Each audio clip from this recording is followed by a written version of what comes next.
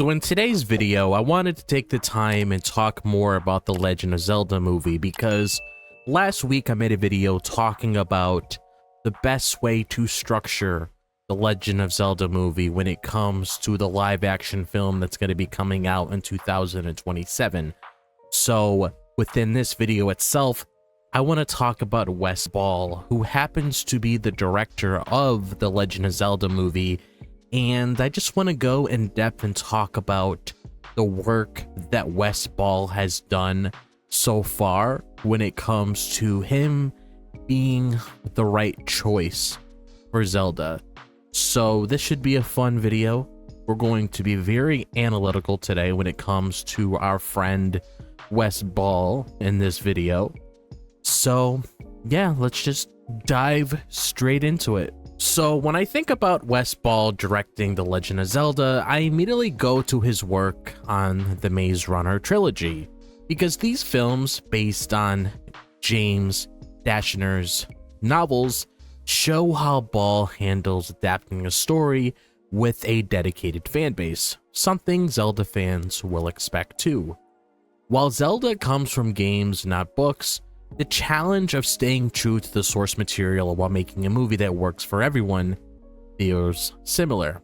Here's what his Maze Runner experience tells me. Ball's first film, The Maze Runner in 2014, was a bold debut. He took a $34 million budget and turned it into a $348 million global hit, according to Box Office Mojo. I admire how he captured the novel's core, a group of teens trapped in a deadly maze, while keeping the story clear for people who haven't read the book.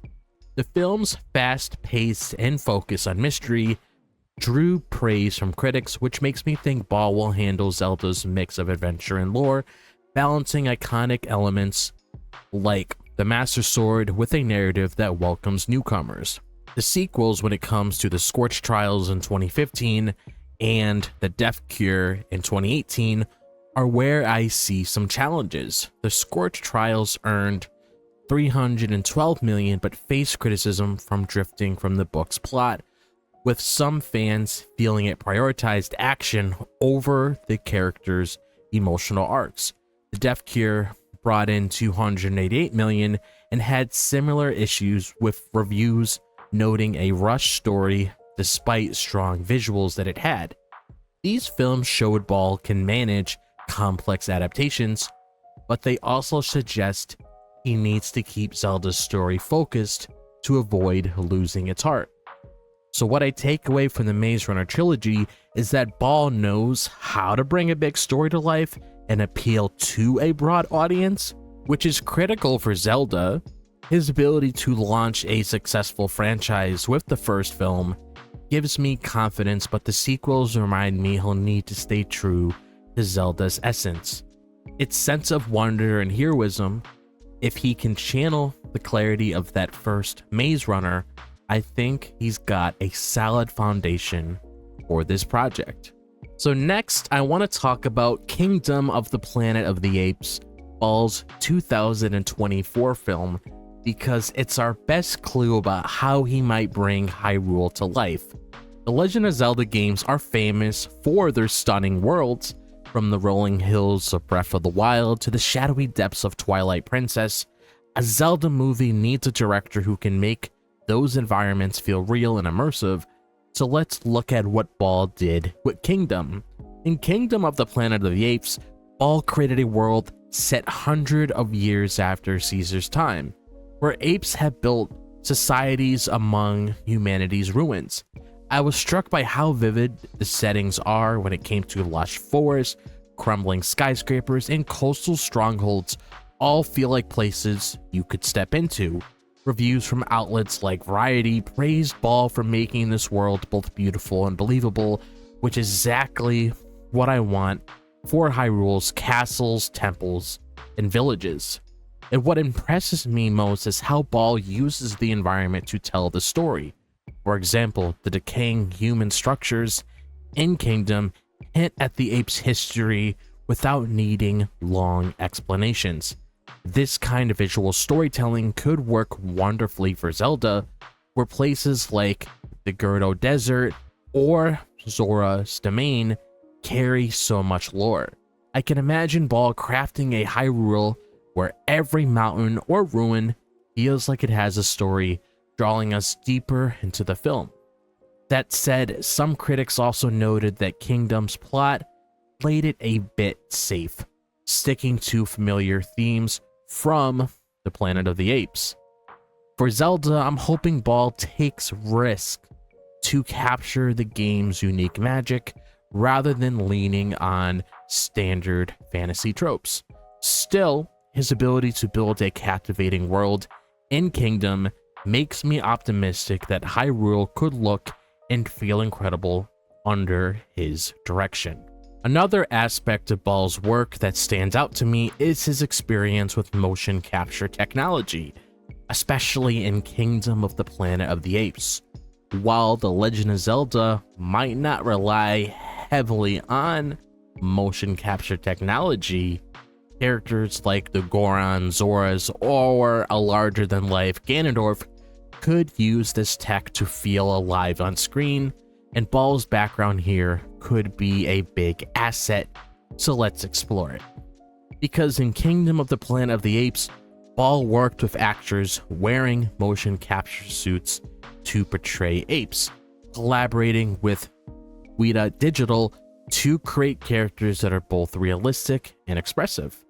And I found it remarkable how he made Noah, the young ape lead played by Owen Teague, feel so human through subtle gestures and emotions.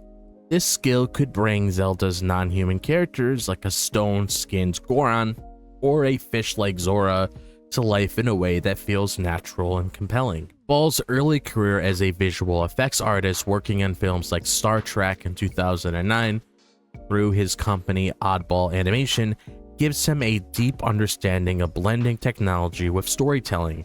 In interviews, he's emphasized letting actors' performances shine through the CGI, which I think is key for Zelda.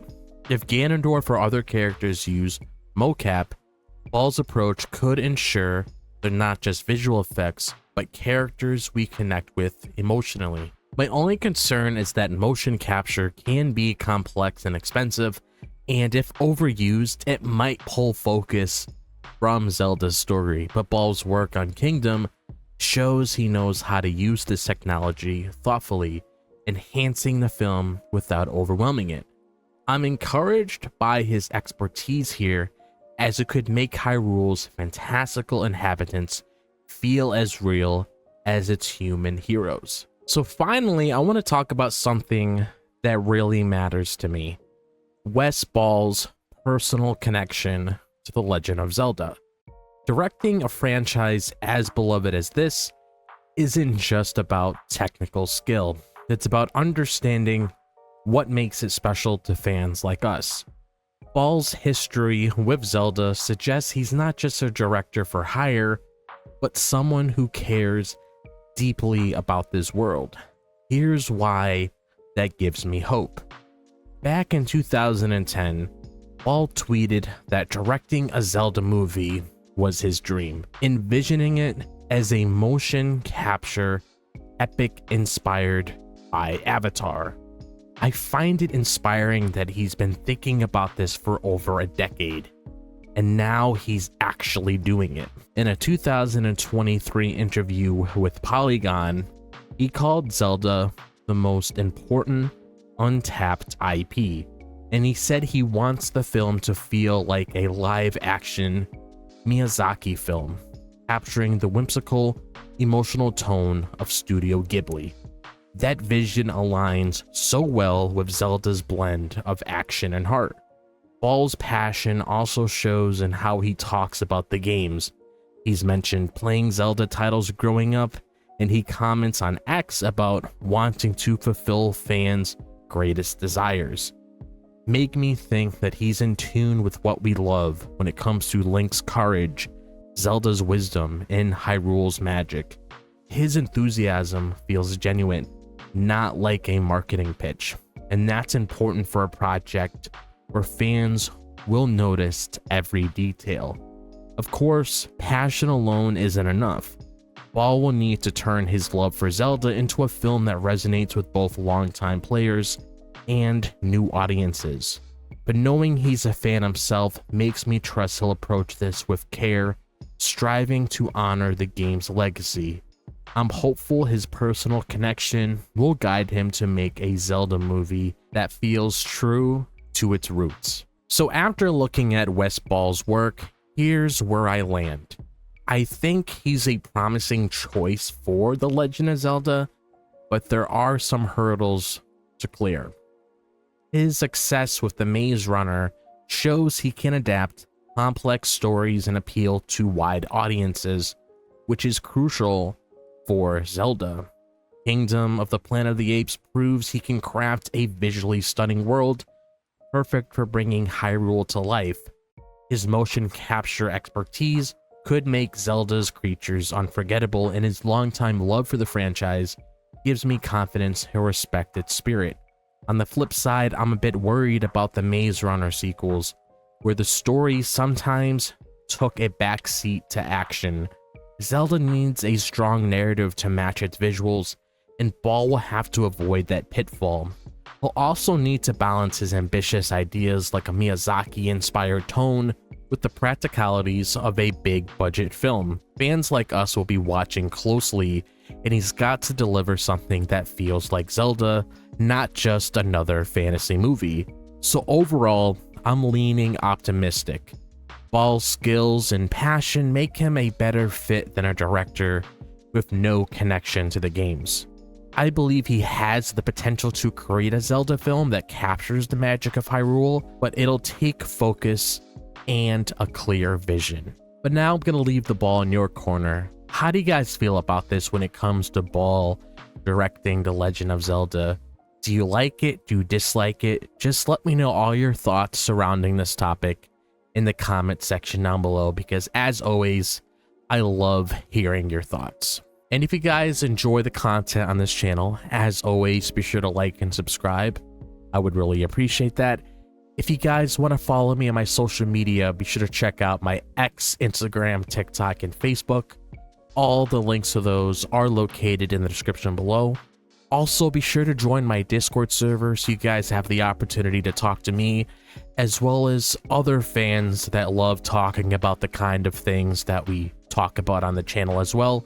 I'll be sure to leave that in the description as well as the comments below, so you guys can click on that link and it will automatically direct you to the Discord server. Outside of that, be sure to click on that bell for notifications so you guys are notified whenever I'm dropping a video on the channel.